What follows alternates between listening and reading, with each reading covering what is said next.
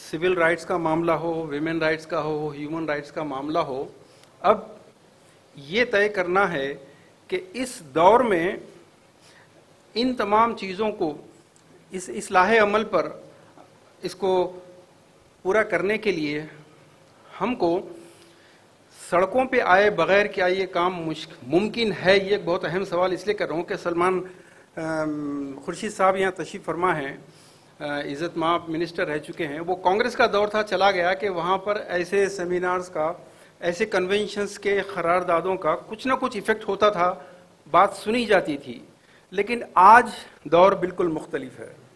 अब मैं अपनी बात नहीं कर रहा हूँ, बल्कि कन्नड़ के एक राइटर जिनकी किताब पिछले महीने शाये हुई और अब तक तकरीबन 2 लाख से ज़्यादा बिक चुकी है सिर्फ कन्नड़ में, इंग्लिश ट्रांसलेशन भी है, आप अगर चाहें तो मैं व्हाट्सएप पे भेजूँ आपको। उनका नाम है महानूरू महादेवा, नूरा महादेवा ऐसा कुछ है, महादेवा। उन्होंने एक बात बहुत काम की लिखी है कि अब हिंदुस्तान की आइंदा आने वाली लीडरशिप, चूंकि ये गोलवालकर और सावरकर के उसूलों पे चलने वाली है, उसका मकसद सबसे पहले फेडरलिज्म को ख़त्म करना है, प्लूरलिज्म को ख़त्म करना है और सेक्युलरिज्म को ख़त्म करना है। और उसकी मिसालें उन्होंने दी है कि जिस तरीके से जीएसटी पूरे मुल्क की दौलत एक हाथ में आए और वहाँ से स्टेट भीख मांगे उनसे। उन्होंने दूसरी मिसाल एनआरसी की दी, तीसरी मिसाल एजुकेशन पॉलिसी की दी, वो बहुत तफसील के साथ उन्होंने बात की है। और CWE वीकर सेक्शंस के लिए जो हायर कास्ट के लोगों के लिए 10% रखा, उसके पीछे कितनी बड़ी साजिश है।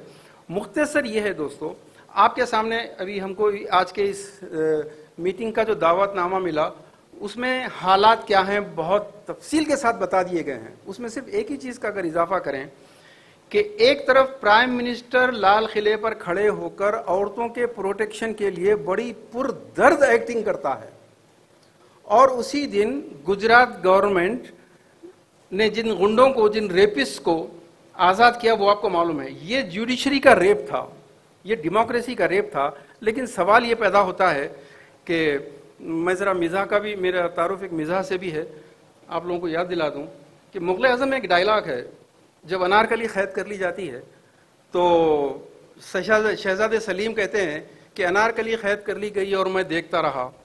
तो अकबर आज़म कहते हैं तुम कर भी क्या सकते थे।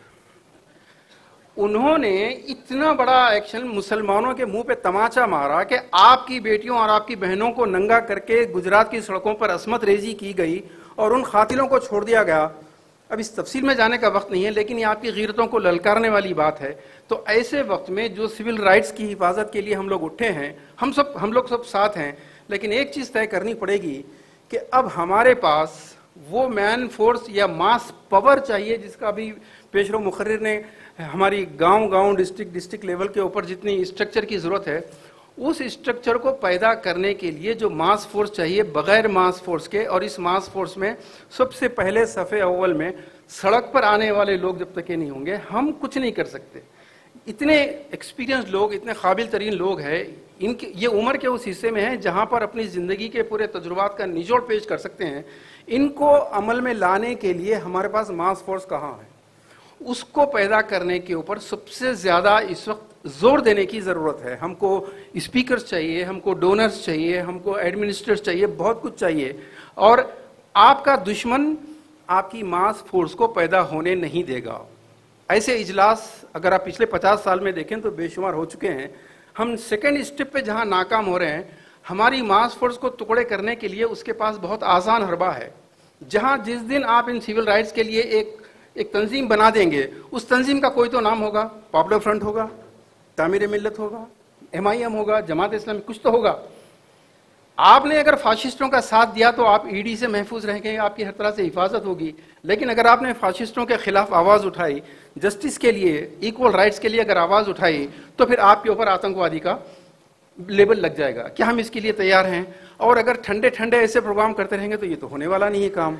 एक बेहतरीन मौका था हमारे पास इन फाशिस्टों को जवाब देने के लिए, जब हम जानते हैं कि एक PFI ही एक ऐसा है कि जिससे RSS हैबत खाती है।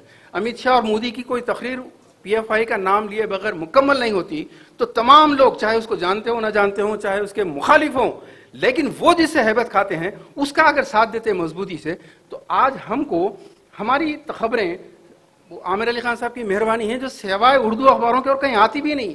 ہمارے لوگ سوائے یوٹیوبرز کے چند ایک ہمارے لوگ نیشنل میڈیا میں بھی ویڈیوگرافر کیمرامین کے علاوہ کچھ نہیں ہے.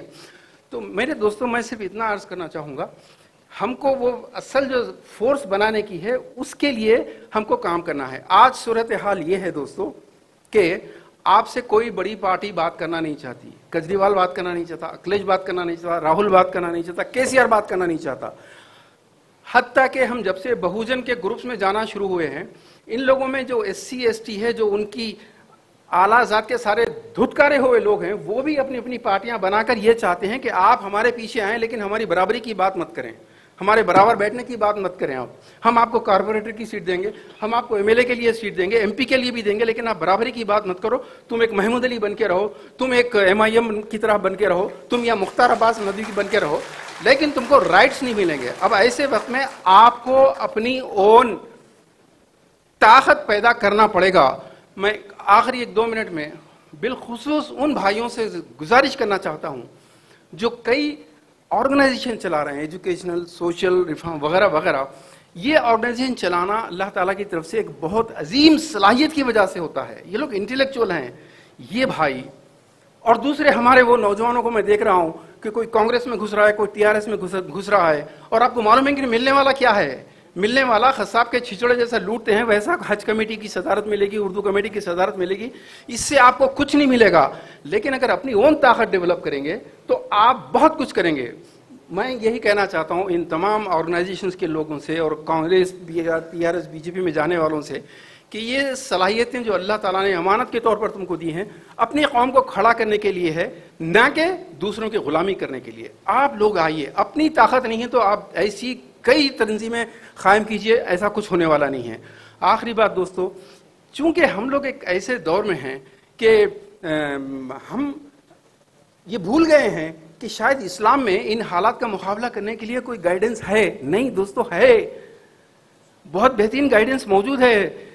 کچھ ہر آدمی تکیہ کلام کے طور پر کہتا ہے کہ قرآن اور حدیث, کتاب و سنہ کو اٹھاؤ, کتاب اللہ کو اٹھاؤ. بالکل, لیکن پرابلم یہ ہے کہ ان کے پاس قرآن و حدیث کا انٹرپریٹیشن یہ ہے کہ ہمارے نبی داڑھی والے نبی ہیں, دعاؤں والے نبی, نمازوں والے نبی, ہرے پیلے شملے والے نبی ہیں. لیکن یہ جو بھی کر رہے ہیں کرنے دیجئے. ہمارے نبی انا نبی الملاحم, میں تلوار والا نبی ہوں.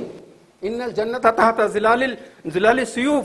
اب اس دور میں تلوار اٹھانے کی بات نہیں کر رہا ہوں. اس دور کے ہتھیار ہیں ڈیموکریسی, کانسٹیٹیوشن کی حفاظت, سول رائٹس کی حفاظت. ان چیزوں کے لیے جیسا مہادیوا کی میں نے بات کی, اس نے کہا کہ RSS سب سے پہلے اسٹیج پہ سیکولرزم کو ختم کرنے کے لیے تڑی ہوئی ہے. اب جاتی ماتیوں کا مسئلہ نہیں رہا, ہندو مسلم کے مسئلے کو بھول جائیے. یہ ہتھیار ہم کو یوز کرنے کے لیے ہم کو نوجوانوں کی فورس بنانی پڑے گی. بخدا 40 لاکھ حیدرآباد کے مسلمان, ایک گوگل پہ ایک بہت انٹرسٹنگ سبجیکٹ ہے 2.5% ریولوشن. کسی بھی بڑے انقلاب کے پیچھے ہمیشہ 2.5% ریولوشن آتا ہے. آپ حیدرآباد کے 40 لاکھ مسلمان, یہاں پر پاپولر فرنٹ کے لوگ بیٹھے ہیں, جماعت اسلامی کے لوگ ہیں, تعمیر ملت ہیں, اور ایسی جو فاشزم کے خلاف اٹھے ہیں, آپ ان لوگوں کا ساتھ دیجئے. صرف 1 لاکھ مسلمان ساتھ دے گا, ہم کو بلا کے بات کی جائے گی, ہم کو ایسا ان کے پاس بھیک مانگنے کے لیے ٹائم لینے کی جانے کی ضرورت نہیں پڑے گی. بہت بہت شکریہ.